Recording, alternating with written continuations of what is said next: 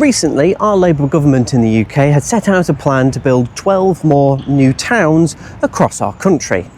Now, new towns aren't a new idea. We started doing them in the late 40s to early 50s, the early 60s, and then the late 60s to the 70s.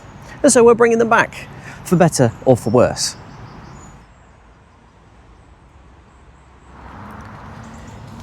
A new towns task force was set in place right at the start of Labour's run in 2024, and of September 25 they set out their plan, which includes 12 locations for new towns.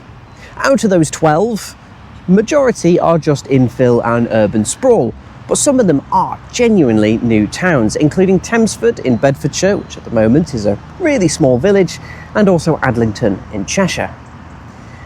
Now, I make videos on lovely Buxton, and we're only 10 miles away from Adlington as the crow flies. And so this proposal has ruffled quite a lot of feathers. So I thought it was worth a little trip to Adlington to check it all out.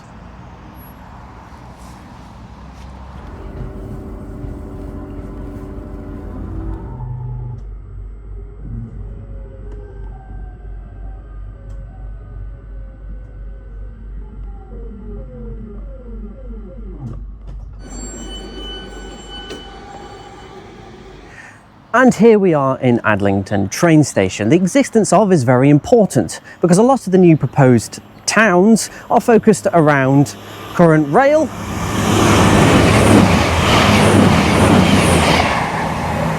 and also road. Our road connection, admittedly, is not from my platform, but just on the other side is the main road to Adlington, the A523, which connects to Macclesfield, and with the new relief road up to the A555 with the outer towns of Greater Manchester, the airport, and links to the M56 and 60.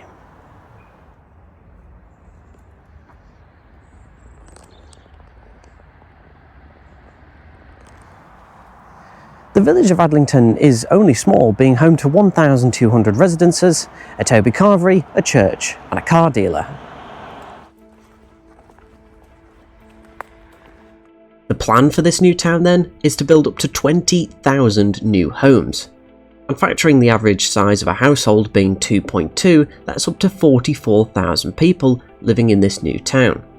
But some statistics floating around predict up to 60,000 residences. To put that into comparison, the nearby town of Macclesfield has a population of just over 54,000 in its built-up area of 13 square kilometres. This new town has a predicted area size of just 10 square kilometres. I'm not that quick of a walker. Come on. It's pretty hard to imagine what all of this would be like, considering I've just strolled through a very quiet and quaint village. And so far, all I've really given you is statistics. So a map might help provide a better sense of scale. Now, weirdly, all this new town plan can be linked back to maps drawn up hundreds and hundreds of years ago.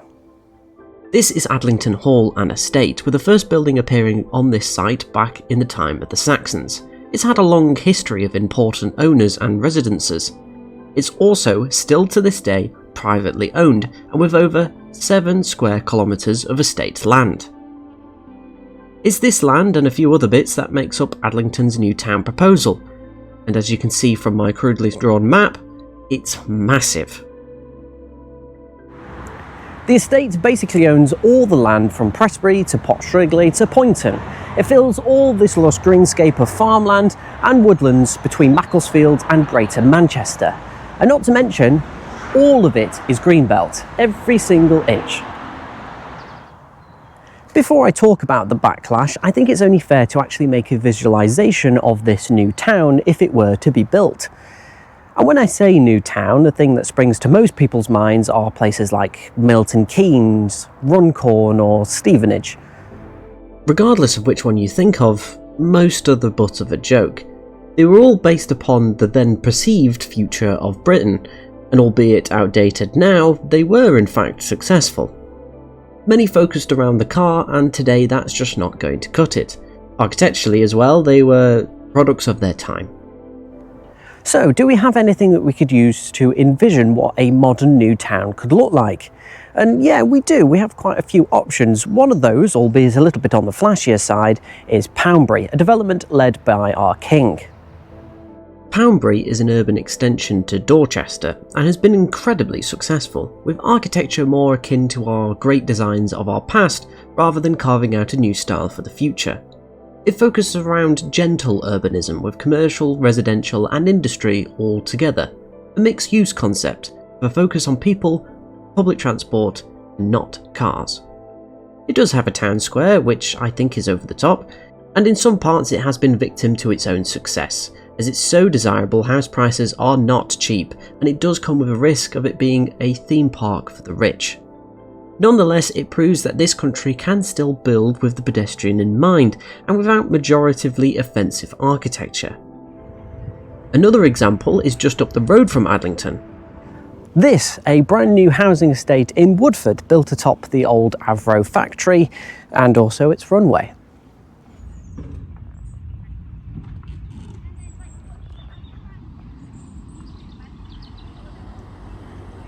And this new estate follows the design features of our more interwar period architecture. Plus, the road names are fantastic. So if we can trust our government to build the new towns to a high quality, we might just get something like this. But of course, it's me just speculating.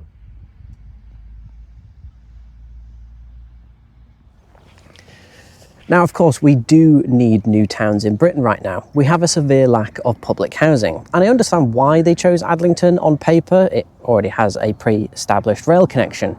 Road upgrades wouldn't be too hard to consider, and of course it's sandwiched right between Macclesfield and Manchester.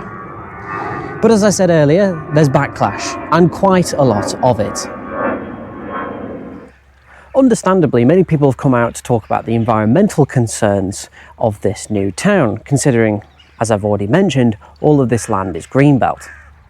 The Cheshire Wildlife Trust has urged ministers to think again, warning that this development would place an unsustainable strain on wildlife and the wider countryside, as they describe Cheshire and Warrington is already one of the most nature-depleted areas in the UK, and argued that the scale of the proposed new town is not suitable in this location. For many, this part of Cheshire is a safe haven, a bit of green space in between all the large towns nearby. This plan could potentially reduce all of this into merely more urban sprawl. And on top of that, the residences and the council were completely unaware until it was made public. The Cheshire East Council were never consulted. Local MP Tim Rocker condemned the plan, saying it's a scheme that would inflict significant, large-scale and irreversible harm to our cherished Greenbelt. He called instead for investment in brownfield land and urban regeneration sites, just like the other new town plans on the list. Of course, many residences in Adlington are against this plan for very obvious reasons. Some people are for it. After all, we are in what we consider to be a housing crisis. Believe me, I know, I'm in my 20s. As it currently stands though, the current infrastructure and services are not up for this task. But if the government were willing to invest, ignore the backlash, maybe in 20 years, Adlington New Town will be a shining example of new urbanism. Or it could just become another Runcorn.